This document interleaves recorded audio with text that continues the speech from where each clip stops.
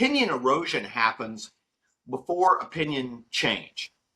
Enthusiasm fades before approval drops. And silence increases before opposition spikes. So polling almost never catches those early phases, but social monitoring does. And I'd say for campaigns, that's the difference between correcting course early, like the example I gave you, discovering a problem when it's already baked in. For corporate leaders, this difference between proactive engagement and reactive crisis management. And I'd say real time isn't a luxury anymore. It's a competitive requirement.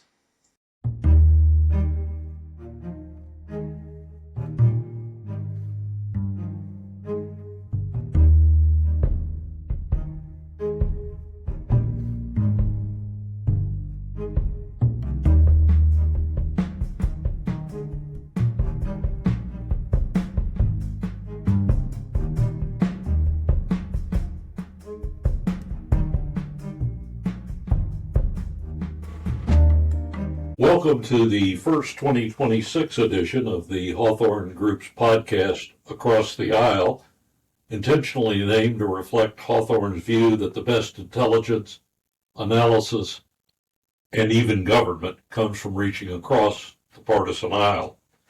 The contrast with today's guest, Chris Wilson, CEO of the social media monitoring political intelligence firm EyesOver, is a perfect example of that. As most of you know, I'm an aging, deeply confused, once 1960s Kennedy Southern Democrat, old enough to have at least stood outside the smoke-filled rooms where decisions were made and enforced by party leaders. Heavens, Chris, I remember when new technology was phones with a rotary dial and color television on all three networks. Today, I'm honored to welcome to Across the Aisle a brilliant, young, contrasted with me, conservative and highly respected Republican operative and analyst who's advancing the new limits of political technology. Chris Wilson is a unique combination. He's a gifted politician who's a master of technology and a technocrat who has mastered the old and ever-changing new rules of American politics. Chris has run campaigns from state to presidential, run state parties, won accolades as pollster of the year, created the new discipline of social media monitoring and influencing, and founded EyesOver and Strategist Intelligence. I think Chris is pioneering the most exciting data-driven analytical tools since the late Alex Gage's geo-targeting of 25 years ago. Chris's clients include candidates, advocates, industries, and corporations. His reports are read daily at the highest levels in Washington. We'll talk with Chris today about social media monitoring, what it is and how it's used, along with what artificial intelligence offers, threatens the political arena, and some of his most recent interesting findings, at least those he can discuss.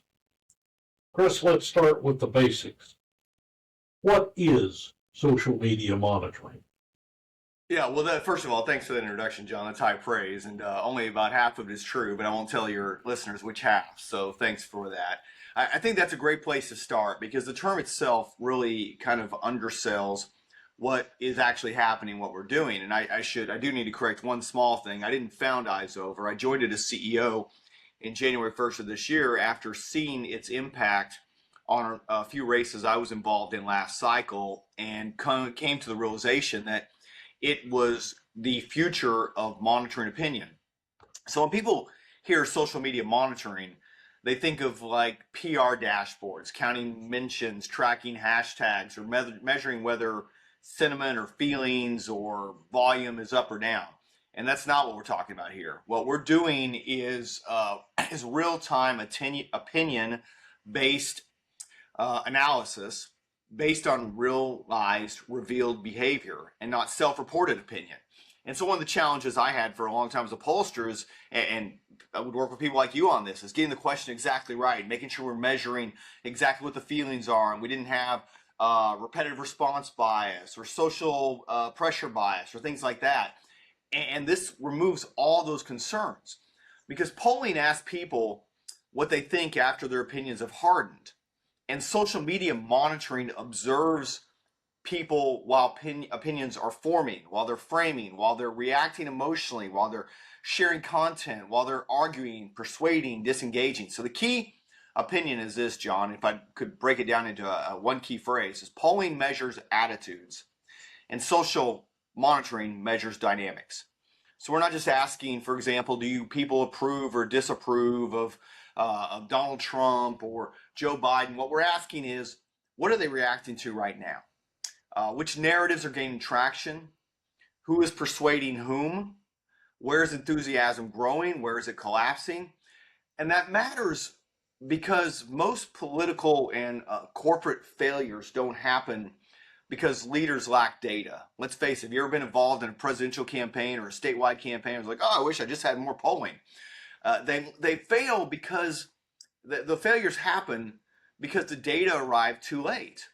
And even in the world of presidential polling, where, and I've done it, 2 major presidential campaigns where we did tracking every night and we were making decisions the next morning as data comes out, but things were evolving more quickly. So what EyesOver allows you to do in this whole field is it allows you to see opinion moving, not just when where it landed. And as you know, John, I'm a big college football fan, and so I'll put it in the terms of sports. Polling is like the scoreboard. And I have the unfortunate experience this year. It was great up until it wasn't, being a University of Oklahoma fan. And OU went up over Alabama 17-0. And if you looked at the scoreboard, everything looked great. And then on the next series, there was a punt fumble that was recovered by Alabama, and then there was a pick six recovered by Alabama. Well, OU still led on the scoreboard. So the scoreboard still said Oklahoma was ahead. But even in that stadium, who could feel the momentum knew Alabama had the lead. And that's what social media does, is it monitors the momentum. And it is invaluable when it comes to making decisions in a political campaign. Well, your appalling taste in football teams is science, as an old Missourian, to whom you have taught many lessons over the years. And of course, I went from being a fan of Missouri to a fan of Auburn, which was an even poorer decision on my part. It strikes me that one of the advantages is, while polling, in theory, polls everyone, or at least those people who say they will or will not vote, social media is actually tracking the activists, people who are doing or expressing an opinion. What are the other advantages to the social monitoring? Well, I think the real-time aspect of it is the one that I found to be most important. And John told you the experience I had where I was doing tracking for a presidential campaign, a Senate campaign, a Senate reelect last cycle, and I won't mention which one, but this company was run by Brad Parscale, who anyone in politics probably recognize that name. He handled digital and data for Trump in 2016, and then was campaign manager in 2020, and has done quite a bit since then. And so he was running this, and he was sending me data on a daily basis, and we had an experience where something occurred, and it was a rally event, and anyone who's paid attention to the political science literature of Green and Gerber know that rallies are a seminal event and can move numbers very quickly, and that had occurred here. And he let me know, hey, you guys have a problem, and gave me some advice on how to fix it. And I'm like, oh, our polling shows we're great. We don't have a problem. And he's like, whatever, just do this, you'll fix it. So we did that. I'm like, let's make sure we don't leave any stone unturned. And he called me about 2 days later and said, you fixed it. And our polling never showed us down until the day after he told me we fixed it. And then it had us down. And then 3 days later, it had us back up. And it dawned on me at that point that polling is really a trailing indicator to what's happening. And when it gets down to it, timing is strategy. And polling is episodic by design. You field it, you wait days, sometimes weeks to analyze it, and then you send it to your client, which means you're always looking in the rearview mirror.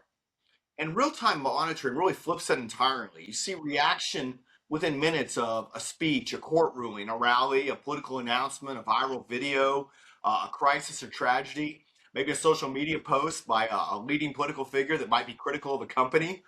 We've had clients recently who've gone through that. And importantly, you don't just see volume, you see direction. And I think one of the most consistent patterns we see is that opinion erosion happens before opinion change. Enthusiasm fades before approval drops. and silence increases before opposition spikes. So polling almost never catches those early phases, but social monitoring does. And I'd say for campaigns, that's the difference between correcting course early, like the example I gave you, discovering a problem when it's already baked in. For corporate leaders, there's a difference between proactive engagement and reactive crisis management. And I'd say real time isn't a luxury anymore. It's a competitive requirement. Well, I can think of two presidential campaigns on the Democratic side of the aisle, Michael Dukakis and John Kerry, that would have been well served by measuring and reacting in a faster time frame. What's the cost advantage or relative cost of social monitoring versus polling? So, high quality polling, as you and I have discussed, has increased dramatically since I got started in the industry. I remember we used to be able to do a poll. My first year working for a polling firm was 1992. We could do one for $6,000 to $7,000, $8,000. And today, to do that same poll is $30,000 to $40,000. High quality polling is expensive. It's slow. It's discreet. You pay per question, per wave, per cut. It's fine for benchmarks, and I still use it for benchmarks, but it's not scalable for continuous decision making outside of maybe the presidential level, or if you're a Fortune 500 company with money to burn on it. The great thing about social monitoring is it's always on. Once the infrastructure exists, you're not buying answers to specific questions, you're buying situational awareness over time. So from a cost perspective, you're eliminating field time, you're reducing turnaround from days or weeks to hours. You're avoiding repeating refielding. You've been in the field, something happens. I actually had this happen in Colorado. I was in the field testing a candidate of mine who was a member of Congress who wanted to run for governor, and the governor announced he wasn't running for re-election while we were in the field. We should pull it down and start over. You wouldn't have to do that with this. From a value perspective, you're not asking what do people think today. You're asking how's sentiment evolving and what's driving the change. And so it's a much higher return in investment. And so what you're doing is you're paying on a monthly basis, which if you're doing a national daily tracking effort, think about this for a second. So you're tracking the entire country, national, a monthly cost would be in the $20,000 range. In a congressional district for a month, you're talking in the $5,000 to $6,000 range. So there's going to be differences based on amount of volume. I mean, obviously tracking a figure like AOC hypothetically would be very different from tracking a figure like Tom Cole, whose district I live in. He may get a lot of attention, but not at the same level that she does. So it is driven somewhat by volume, but we're talking differences of $1,000 one way or the other. And so, like I said, it's a higher return on insight and a higher return on investment. Chris, for those watching, can you offer a simple explanation of how you do this? There's social media out there, and how do you access it, measure it, report on it? So that is what we do is we monitor all online conversations. And that is going to include just about every platform you have ever heard of. X, Meta, Facebook, Instagram comments. We can monitor TikTok if a client wants. Audio is a little bit different than textual, but we do have the capacity to do that. What we find a lot of times in things like TikTok is they don't tend to be voters as much. So sometimes we'll leave that out and save our clients some money. Reddit, any sort of RSS feed, which would be blogs, comments in a newspaper. Again, just pretty much any online conversation that's taking place, we ingest, and then we utilize neural language processing to do things like account for sarcasm or account for different types and usages of language that may be confusing to those of us who might not be up on the common vernacular. And then what we do that is we ingest it into support scores and sentiment scores that we apply back to an official. And so what's really been great for me, and as I mentioned, I joined the company as CEO on January 1, is it's been developed over the course of about a decade prior, well, really more than that. I think it was 2014 when the company was founded by a professor of computer science and sociology. And John, there'd been a lot of academic literature and research done around the area of taking social media and making electoral predictions based on conversations that were occurring. And this was before social media was anywhere near as prolific as it is now. And taking that, no, I mean, didn't mention them that left. Yes, we do have Blue Sky also. We ingest Blue Sky and monitor for that. And so what initially was done is support scores were applied utilizing machine learning. So all of that data going back a decade, really prior to the invention of artificial intelligence, was then ingested by the AI. So we've got all this back-end data that the NLP had used to translate into the calculation of support scores, and now we use that past information, that past experience, for the purposes of future support scores, and that has given us a really strong head start on where anyone else is. It's also a very clear distinguishing characteristic between us and what I would call more corporate social monitoring, true social monitoring platforms. To be clear, ours is built for the purposes of winning a contest, be it an electoral contest, a contest of ideas, a corporate contest. Whereas if you're looking at some of the more traditional platforms like Meltwater or Brandwatch or some of those that are used by PR firms, which are great platforms for the purposes of monitoring online conversation, ours is more built for the purposes of the competition of the conversation. And so because we have all that back-end data, we're pretty far ahead of where anybody else could be in catching us, because our LLM, our large language model, has been trained, that including the neural language processing, has been trained on all that past machine learning data, which is how we form the support scores that I send you and show you when we're looking at a race or a contest anywhere between two corporations or two utilities or two candidates for office. The use of a political candidates is fairly obvious. Do corporations, interest groups, advocacy groups use it? For whom is this a vital new tool? Well, I think I wouldn't describe it as new too much, as much as I would just kind of it's sort of now being seen as a replacement or a supplement to current opinion research. And so what we've done is everything from monitoring corporate conversations, a shareholder speech, a court ruling specific to corporations, maybe new announcements regarding stock earnings, or looking for rate increases. Has been a big one for utilities. We've actually worked for universities around the area of there's been a lot of challenges with universities, with them being attacked by Republicans for what is seen as the misuse of public funding for the purposes of DEI. We've helped with universities on how to handle that. We've helped actually with a stadium announcement and that didn't go over too well, with trying to increase tax base and bond initiatives and how to communicate to the public about that.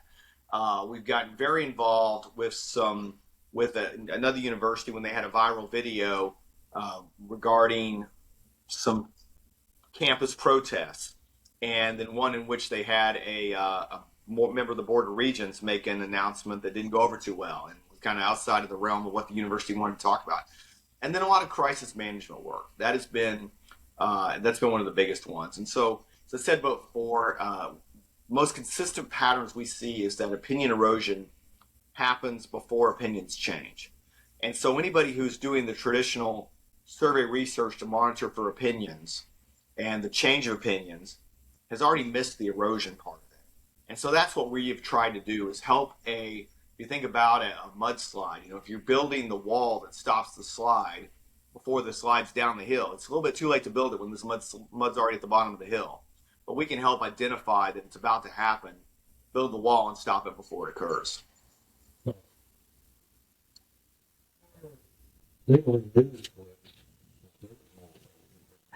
I love them. I miss them. It goes back to my linotype era of newspapers. Our daily news clips are consumed with stories on artificial intelligence. In a broader sense, let me ask you, particularly given some of the independent studies on persuasion and motivation that have come out recently and that you've addressed in some thoughtful comments, how is AI changing, perhaps threatening, politics as we know it? Well, I'll leave the ethical side of it aside for a moment, because I think that's a little bit more controversial. But I think this is where things have dramatically changed in the last 18 months. So there have been multiple peer-reviewed studies, including work published in Nature and Science, that show that AI-driven conversational persuasion outperforms traditional political advertising. Now, it'll be interesting to see in the 2026 cycle how much that is adopted, because as you and I both know, political advertising is the holy grail when it comes to political campaigns, and it is the most profitable side of politics. But AI-driven conversational persuasion doesn't outperform because it's louder, but because it's more personal. And the counterintuitive finding here is that factual accuracy is not what drives persuasion. What drives persuasion is relatability, conversational tone, emotional mirroring, and perceived authenticity. And I'm going to steal one of your lines that you said to me yesterday, but we were preparing for this, but I think that is around the area where the legends of this industry, like the Matt Reeses of the world, were able to focus on that and deliver that through television advertising. And I don't know that we see as much of that anymore. Maybe that's why the AI side of it has been able to supplant it in terms of its performance. But in other words, persuasion doesn't happen because someone learns a new fact. It may be, but more it happens because an individual feels understood. And that's what the science and the literature shows about this. And AI, I'll let you tell the story about the next door neighbor, because I think that's a perfect segue into this. But AI systems can now conduct millions of individualized conversations simultaneously, adjusting tone, framing, and emphasis in real time. And so this isn't what I would call an incremental improvement, which is typically what we look for in politics. Oh, if I get 1 or 2 points, that'd be great. No, this is a structural shift. And well, I'll pause there for a little bit, because I think that is a good place to bring up some of the past learnings and how this ties into it. Well, I want to invite you to do that. It certainly strikes me as a modern, scalable, affordable, instantaneous version of the late Matt Reese's instant organization that helped revolutionize Democrat politics and kill the old party machine 60 years ago. But AI can do it in a way that recruiting home voters and block captains simply could not have the reach or the affordability or the instantaneous performance. That's right. I would say, I'll give you an example. One of the most striking examples comes from a large scale project that we have recently been involved in. And we ran roughly 9 million AI driven conversations. We targeted a specific demographic group with specific opinions. You mentioned, I also run, aside from EyesOver, a company called Strategist Intelligence that builds predictive models. We built a predictive model of people in this demographic classification who had a certain opinion. And we targeted them directly. The goal wasn't information dissemination. It was attitude softening and reframing. And the result was conversion rates upwards of 50%, which in persuasion terms, I think you would agree, is absolutely extraordinary. And that's comparable only to the hardest opinion shifts we know. It'd be like, and it wasn't in this category, but I would say it'd be like taking someone who was pro-choice and moving them to pro-life. It's that level of evolution of opinion. And what made it work wasn't argumentation, it was dialogue. And that gets back to what you said about Matt Reeves, the block captains. Someone's willing to have dialogue with their next door neighbor, but they're not with some stranger over the phone. And so what the AI doesn't do is it doesn't lecture, it listens, it responds, it adjusts, and it follows up. And it does it at a scale no human system could match. And I think that's really, you could do this with humans, to be clear, John. I'm not saying that this wouldn't take place, but it would, and these conversations took place in some cases over the course of several months. And I've seen them in cases of other clients utilizing the same platform take place over more than a year. And so it's that ongoing conversation. Whereas, if you volunteer, even if they're in a phone bank, they're probably just going to be there for an hour or so. They may have a short conversation and move on. And usually have a script that some Nurse Ratchet type call center manager is saying, you cannot diverge from the script. But what this does is it allows the ongoing persuasion, and it can cite, it can push to, it can point to certain websites or send videos or fact papers, things like that, in a way that, again, a human just could not do, and you couldn't scale or create the commitment around. I don't think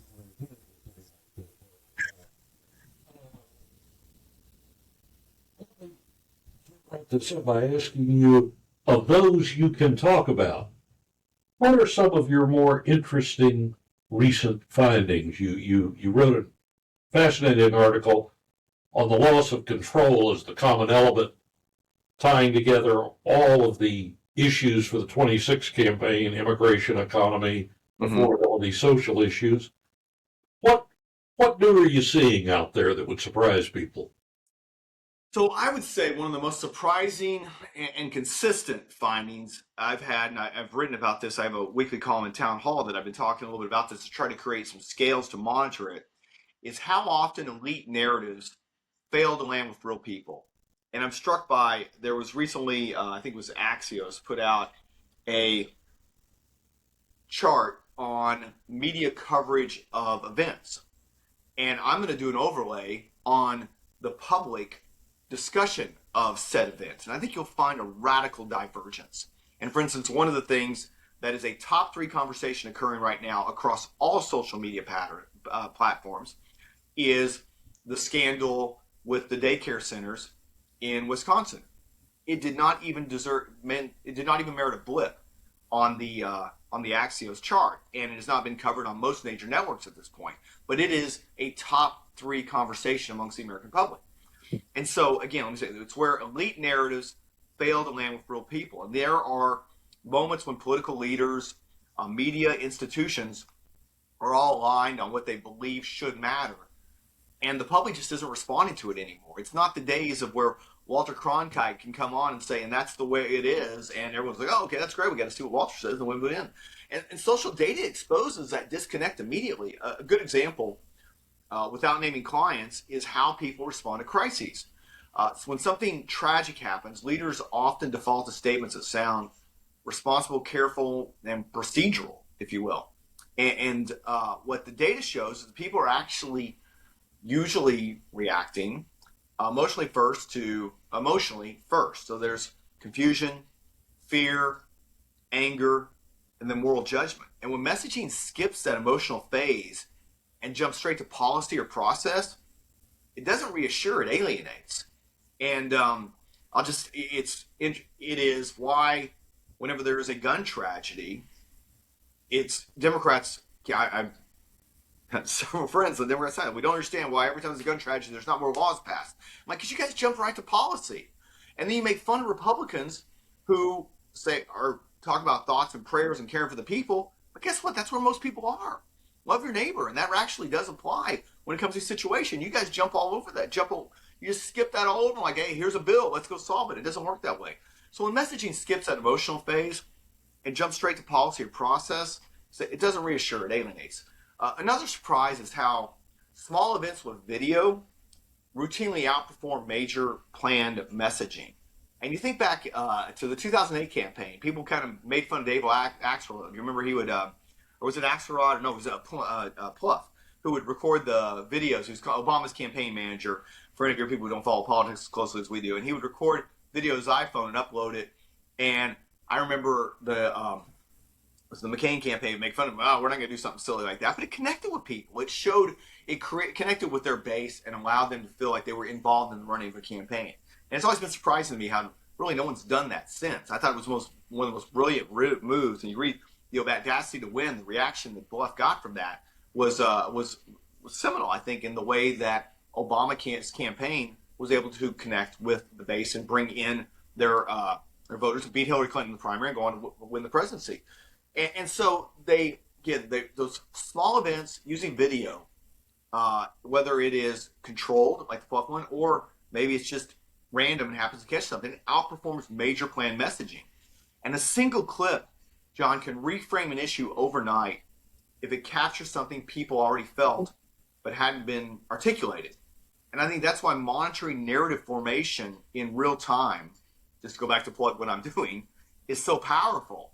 Because sometimes you don't know that until a week later when it's blown up. And you're like, oh, wow, I wish I'd known that was a big deal, or I would have done more to, take advantage of it and done a series of things like that. And so that's where it really matters, I think.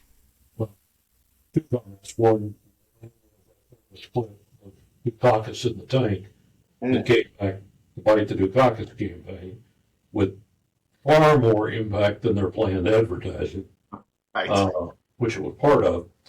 But secondly, I also recall the comment that Charlie Cook made when he was sitting in your chair on this program about the, if you will, elite media, my phrase, not his, coverage of the New York mayor's race outcome. Charlie says, I always remind myself that what happens in New York happened in New York.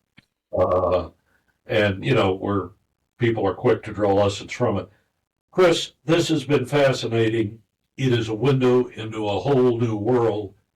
And I've got a feeling there are going to be a line of people outside your door asking you to help peer through that window. Thank you very much for doing this. John, thank you. Thank you for your friendship and your mentorship. And I really can't tell you how much I appreciate the opportunity to be on.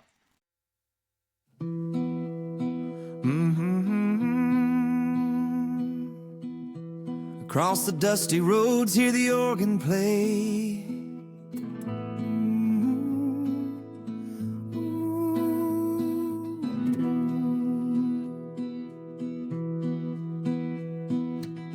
Packed up my Chevy at the break of day, headed east on two-lane highways. Stopped in a town where the courthouse stands. Shook every hand, felt the dreams and their plans. From small town porches to the steps of state lines, voices rising up in proud design. Grassroots hearts can change the course we're on.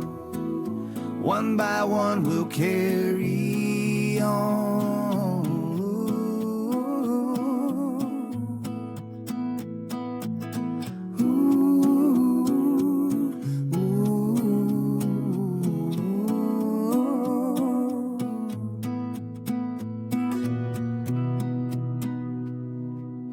In the Capitol halls, I joined the crowd.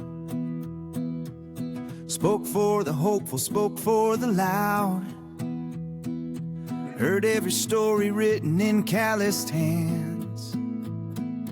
Found every neighbor in these scattered lands. From small town porches to the steps of state lines, voices rising up in proud design. Grassroots hearts can change the course we're on. One by one we'll carry on.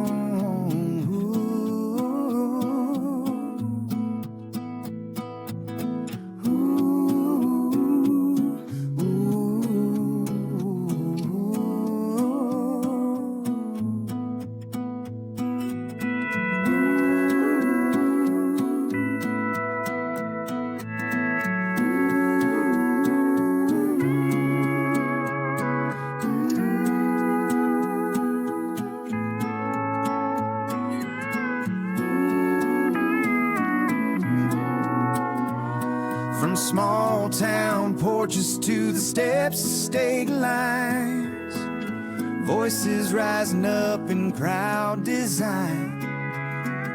Grassroots hearts can change the course we're on. One by one we'll carry on, carry